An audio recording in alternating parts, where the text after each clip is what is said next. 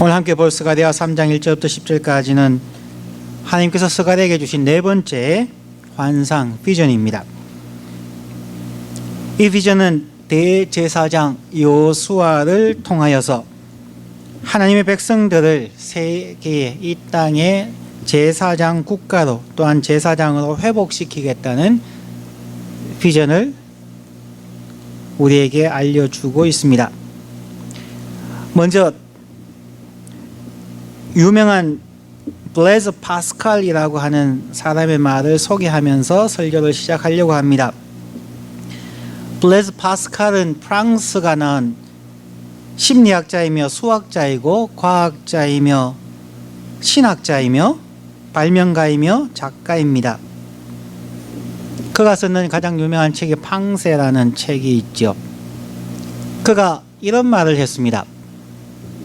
이 세상에는 두 종류의 사람이 있다. 하나는 자신을 의롭다 여기는 죄인들과 다른 하나는 자신을 죄인이라 여기는 의로운 자들이다.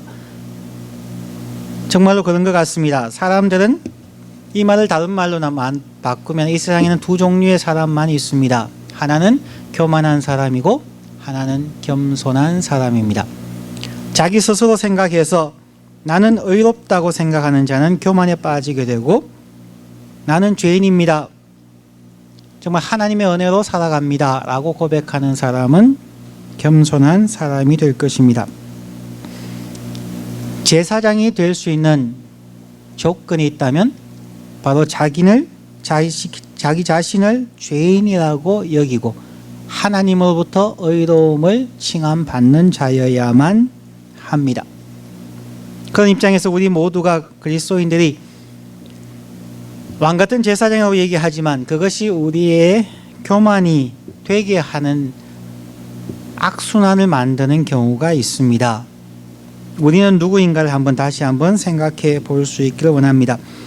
오늘 스가랴 3장 1절부터 10절까지 내용이 세 부분으로 나누어집니다. 첫 번째는 1절부터 3절까지 해서 불에서 꺼낸 거슬린 나무라는 것입니다.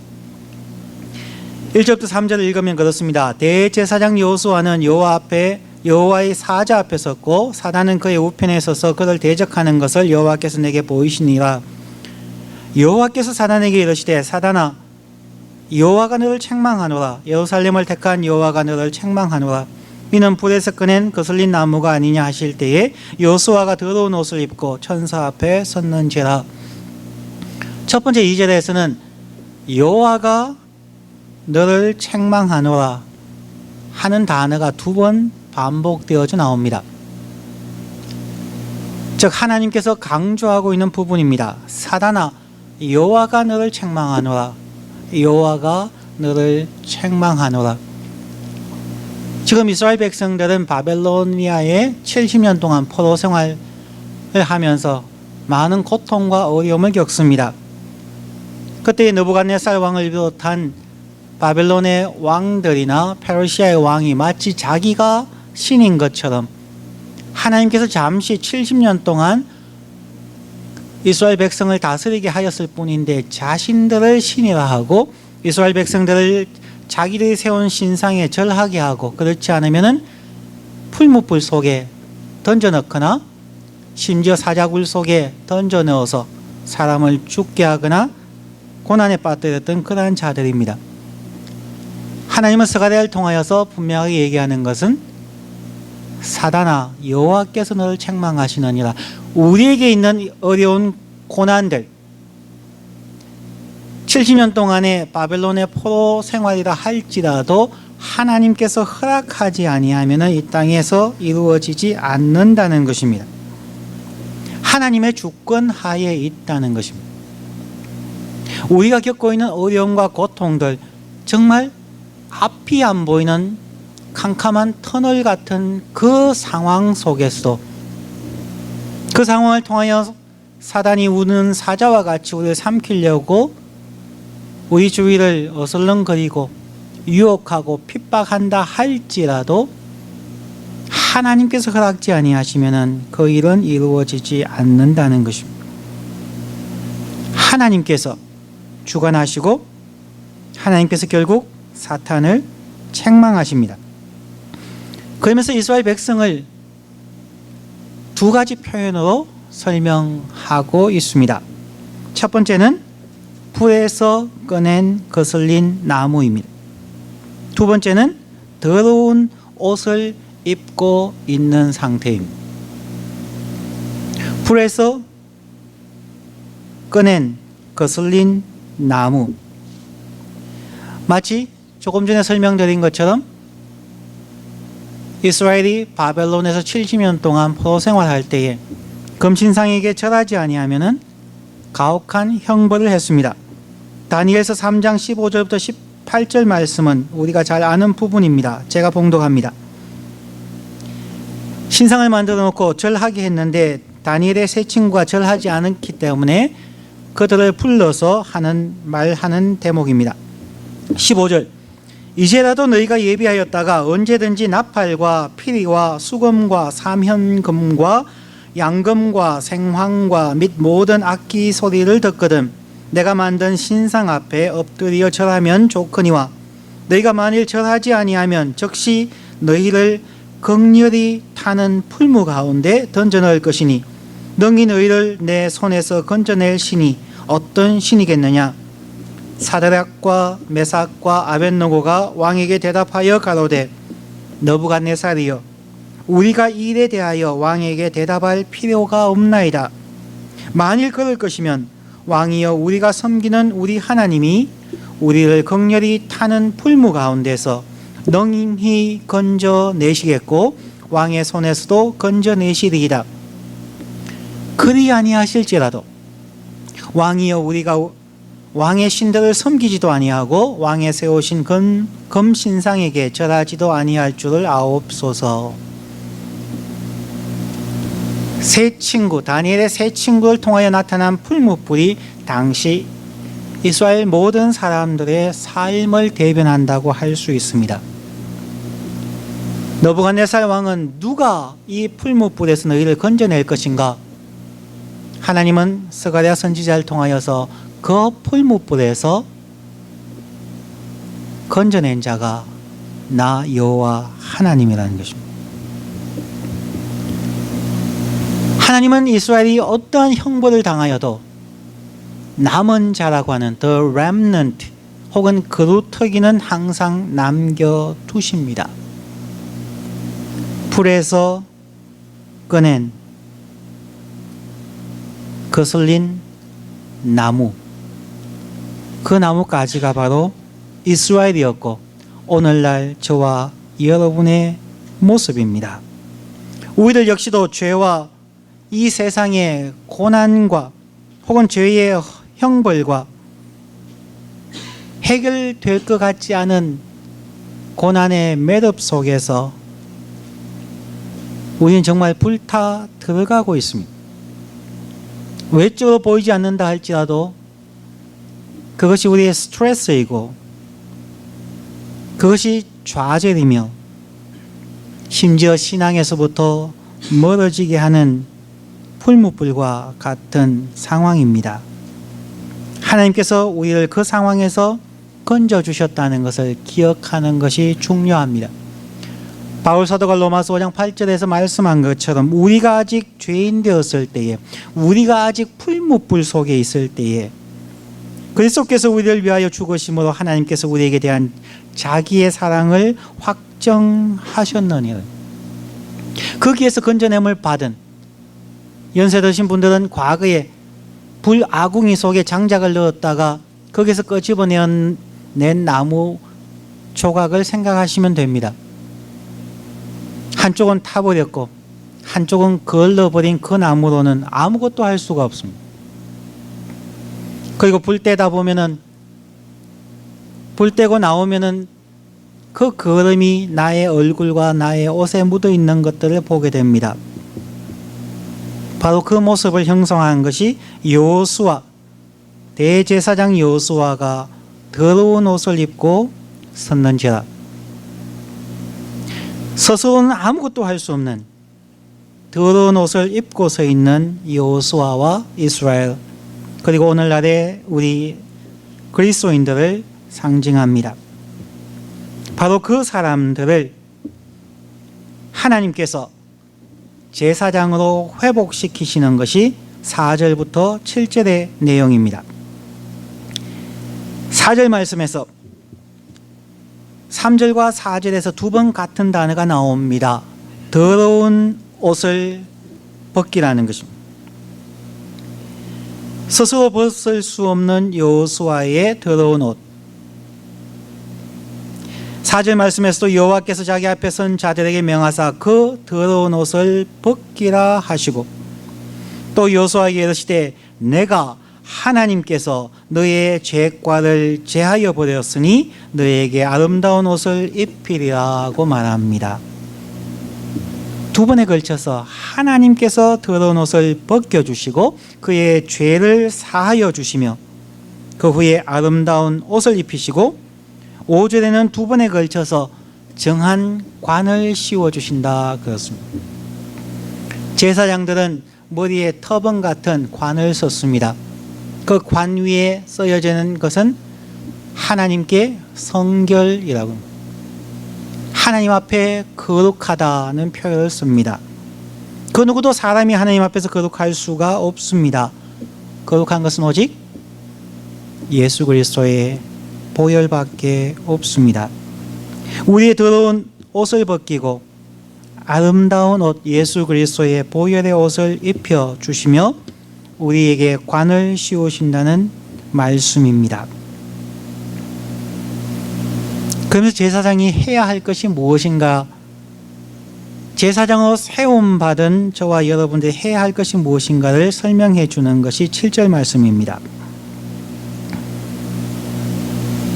만군의 여호와의 말씀에 너가 만일 내 도를 준행하며 내 율례를 지키면 너가 내 집을 다스릴 것이요 내 뜰을 지킬 것이며 내가 또 너로 여기 섰는 자들 중에 왕래케 하리라. 하나님께서 이스라엘을 또한 저희들을 제사장으로 위임하시며 우리가 지켜야 할 규정을 말씀하셨습니다. 이 본문은 두 가지를 이야기합니다. 첫 번째는 하나님의 길을 지키는 것입니다.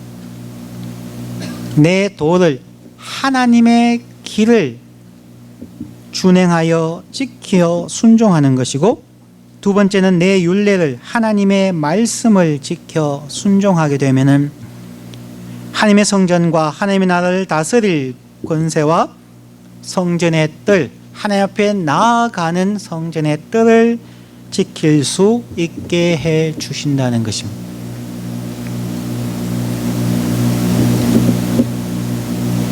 제사장의 역은 참으로 중요한 것입니다. 구약, 신약 전체를 통틀어서 나타나는 일관된 주제 중에 하나가 제사장이라고 말씀을 드렸습니다. 구약에서는 출애굽기 19장 5절과 6절에 나오고 신약에는 베드로전서 2장 9절에 나옵니다. 구약에서 출애굽을 할 때도 이 하나의 목적을 가지고 하나님이 애굽에서 건져내셨습니다. 출애굽기 19장 5절과 6절 읽어드립니다. 세계가 다 내게 속하였나니 너희가 내 말을 잘 듣고 내 언약을 지키면 너희는 열국 중에서 내 소유가 되겠고 너희가 내게 대하여 제사장 나라가 되며 거룩한 백성이 되리라. 너는 이 말을 이스라엘 자손에게 고할지니라. 출애굽을 하면서 하나님께서 모세를 통하여서 이스라엘 백성에게 전달하라고 하신 말씀이 바로 이것입니다. 너희는 나의 소유가 되고 내게 대하여 제사장 나라가 되며 거룩한 백성이 되겠다. 이것을 위하여 하나님께서 이스라엘을 애굽에서 건지셨습니다. 신약에서는 베드로 사도를 통하여서 동일한 말씀을 언급하고 있습니다. 신약에서 성령님의 은혜로 예수를 믿고 구원받은 사람, 우리를 부르신 하나님의 목적도 동일하다는 것입니다. 베드로전서 2장 9절에 오직 너희는 택하신 족속이요 왕같은 제사장들이요 거룩한 나라요 그의 소유된 백성이니 이는 너희를 어두운 데서 불러내어 그의 기이한 빛에 들어가게 하신 자의 아름다운 덕을 선전하게 하려 하심이라. 우리가 왕같은 제사장이라는 얘기는 많이 들었습니다. 이것을 특권으로 생각을 합니다. 정말 그럴까요? 그 중간에 있는 부분을 빼먹는다는 것입니다. 내 말을 잘 듣고 내 언약을 지키면 이라는 조건절이 있습니다. 너희가 그리스도 안에 있으면 이라고 얘기하지 아니하고 내 말을 잘 지키면, 그리스도 안에 있다는 그 말이 사실은 하나님의 말씀을 지킨다는 것이지만 오늘날 우리의 삶 속에서 성경책을 들고 있고 십자가 목걸이를 들고 있다고 우리가 제사장이 되지는 않는다는 것입니다. 하나님의 길을 지켜 순종하느냐 않느냐, 하나님의 말씀, 하나님의 언약을 나의 실생활 속에서 기억하고 지켜나가는가, 그것이 가장 중요한 조건이라는 것입니다.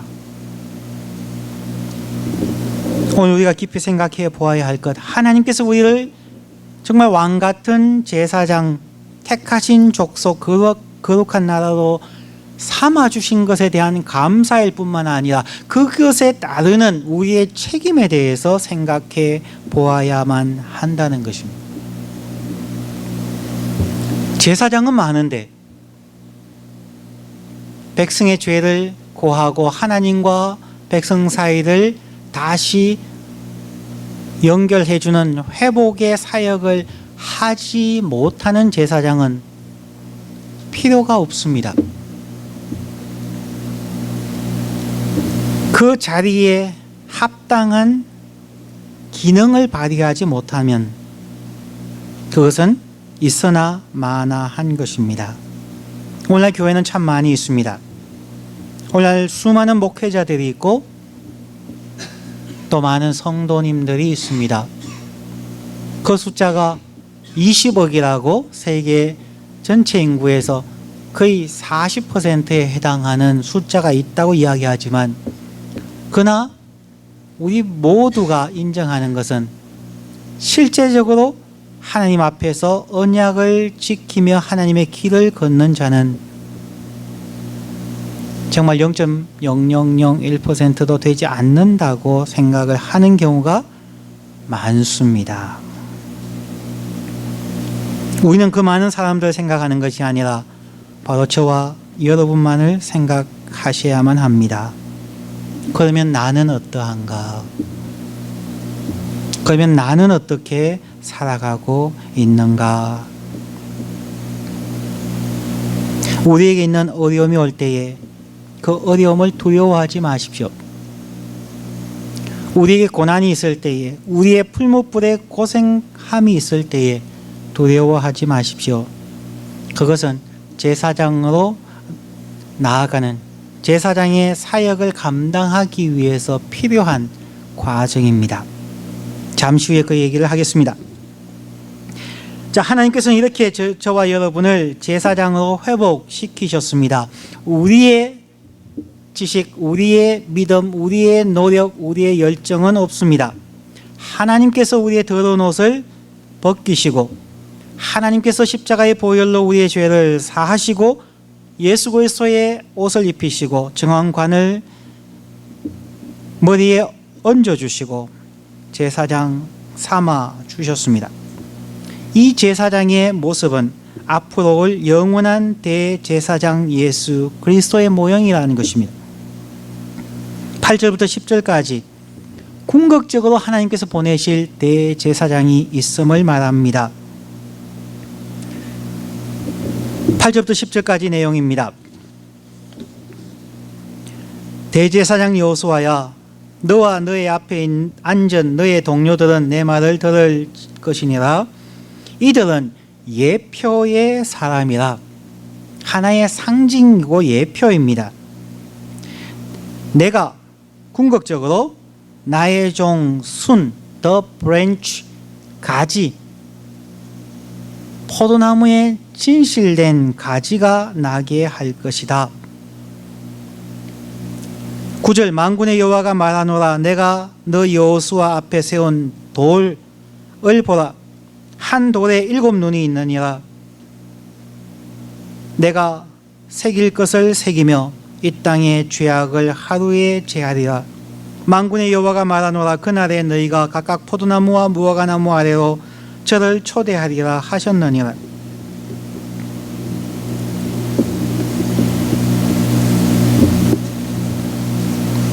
앞에서 수는 참 포도나무의 가지 혹은 요한복음 15장에서는 포도나무 자체로 얘기하고 있는 예수 그리스도이고 9절에 나오는 돌, 한 돌에 7눈이 있다는 것은 세상의 모든 것을 관찰하시고 아시는 전지전능하신 하나님이란 의미입니다. 이 단어는 또한 베드로전서 2장 4절과 5절에서 사용합니다. 사람에게는 버림바 되었으나 하나님께는 택하심을 입은 보배로운 산 돌이신 예수에게 나와 너희도 산 돌같이 신령한 집으로 지어지고 예수 그리스도로 말미암아 하나님이 기쁘게 받으실 신령한 제사를 드릴 거룩한 제사장이 될지니라. 산 돌이신 예수께 나오라. 그 산 돌이신 예수 앞에서 거룩한 제사장이 될지니라. 베드로전서 2장 4절 5절에서 하시는 말씀입니다. 예수 안에서 우리를 구속하신 것은 죽어서 천국 가는 것이 아니라는 것입니다. 그것만이 아니라는 것입니다. 저희들이 구원에 대한 4가지를 했습니다. 기억하십니까? 첫 번째 구원은 우리의 영혼이 구원받아서 천국 가는 것.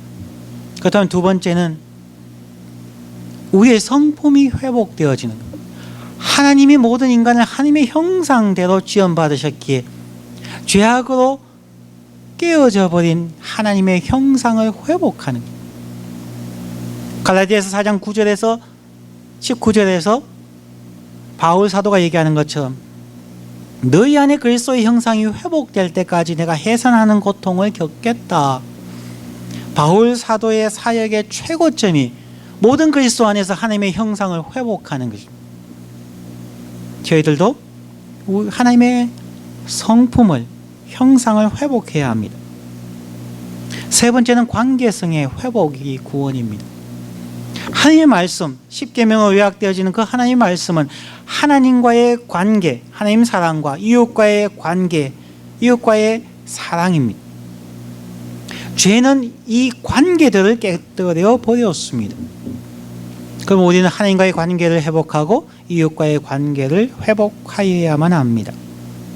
마지막 4번째는 하나님께서 창조하신 이 선한 피조 세계를 회복해야만 합니다. 이 땅을 다시 하나님이 다스리는 하나님의 나라 되게 하여야 합니다. 이 4가지의 회복을 위하여 하나님은 저와 여러분을 포함한 모든 그리스도인들을 제사장으로 관계를 회복시키는, 두 당사자 사이의 관계를 회복시키는, 하나님과 죄인을 회복시키는 제사장의 자리로 우리를 부르셨다는 것입니다. 참 재미나는 또한 강조되어져 있는 단어는 9절 말씀에 이 땅의 죄악을 하루에 제하시리라는 것입니다. 단 하루에 이 땅의 모든 죄악을 사하여 주시는 날이 온다는 것입니다. 그 날이 언제입니까? 굿 프라이데이죠. 성금요일이죠. 우리 주 예수 그리스도가 십자가에 못 박혀 죽으시는 그날, 성금요일 그 하루에 이 땅의 모든 죄악을 제하시리라 하는 위대한 예언의 말씀입니다. 단 하루에. 예수님께서 십자가상에서 다 이루었다 말씀하시는 그 순간에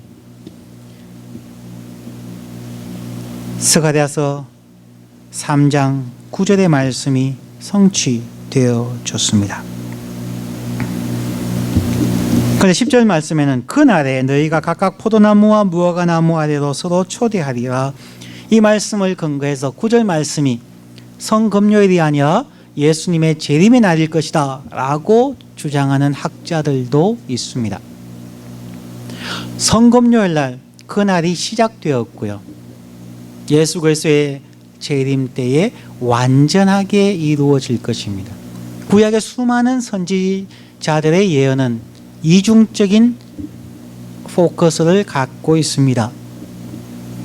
하나는 예수님의 초림 때에 맞추어져 있고 하나는 예수님의 재림 때에 맞추어져 있습니다. 신학적으로는 그것을 이미 그러나 아직이라는 구조로 얘기하죠. Already but not yet이라고 하는 구조입니다. 예수님께서 십자가에 달리는 그날 이 땅의 모든 죄악을 사하시고 그날로 시작하여서 우리가 각각의 포도나무와 무화과나무 아래로 서로 초대하는 하나님의 나라가 시작되어졌고, 여전히 우리가 제사장으로서 그날을 기대하면서 우리의 사명을 감당해 가면은 예수님께서 재림하시는 날 온전하게 이루어질 것입니다. 오늘 말씀을 정리하면서 히브리서 4장 15절과 16절의 말씀으로 요약을 하려고 합니다. 우리가 어떻게 제사장 직무를 감당해야 할까요? 그것은 대제사장이신 예수 그리스도의 삶을 묵상하고 그분의 삶의 모습, 사역의 모습을 본받으면 되겠습니다. 히브리서 4장 15절 16절 읽습니다. 우리에게 있는 대제사장은 우리 연약함을 체휼하지 아니하는 자가 아니요 모든 일에 우리와 한결같이 시험을 받은 자로 돼 죄는 없으시니라. 그러므로 우리가 긍휼하심을 받고 때를 따라 돕는 은혜를 얻기 위하여 은혜의 보호자 앞에 담대히 나아갈 것이니라. 우리에게는 대제사장 예수 그리스도는 인간이 받을 수 있는 모든 고난과 고통을 다 경험했다고 할 수 있습니다. 육체적인 고통, 온몸이 찢어지는 고통, 손과 발이 찢어지는 고통과 머리의 가시관으로 극심한 고통을 겪고 목마름과 창으로 옆구리가 찔림과 그 이전에는 자기가 사랑하고 돌봤던 모든 사람들로부터 버림당하고 배척당하고 배신당하는 모든 고통을 겪으셨습니다. 그러기에 우리의 연약함을, 우리의 고통과 고난을 직접 다 체험하셨기 때문에 그냥 간과하지 아니하시고 우리와 한결같이 동일한 고난의 길을 가신다는 것입니다. 고난받은 자가 고난당한 자의 마음을 압니다. 이 말씀을 저 자신에게 또한 우리에게 이렇게 적용하려고 합니다. 저에게, 여러분에게 고난이 있습니까?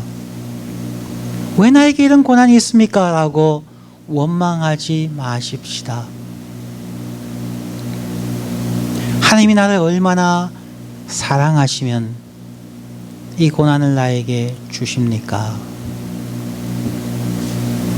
이 고난을 당하는 이 땅에 수없이 많은 사람들을 이해하기 위해서 이 땅에 나와 같은 고난을 받는 수십, 수백, 수천의 사람들의 그 아픈 마음을 이해하기 위해서 제사장의 직무를 감당케 하기 위하여 나에게 이 고통을 주시고 이 길을 가게 하시니 감사합니다. 나로 하여금 저들의 아픔을 가지고 저들의 신음을 가지고 하나님 앞에 나아가서 제사 드리며 하나님의 긍휼하심을 구할 수 있게 하시기 위하여 나를 이 길로 가게 하시니 감사합니다 라고 얘기할 수 있다면, 그것이 언제나 예수님을 닮아가는 제사장의 삶의 길이 아니겠습니까? 제 삶에도 수많은 고통과 어려움들이 있었지만 그 삶을 교인들과 대학생들과 많이 나누었지만 그때는 견딜 수 없는 고통이었다 할지라도 지금은 그것이 사람을 이해할 수 있고 사람들이 믿고 다가올 수 있도록 하는 통로가 된다는 것을 깨달았기 때문입니다. 예수님은 우리의 연약함을 체휼하지 아니하시는 분이 아니에요.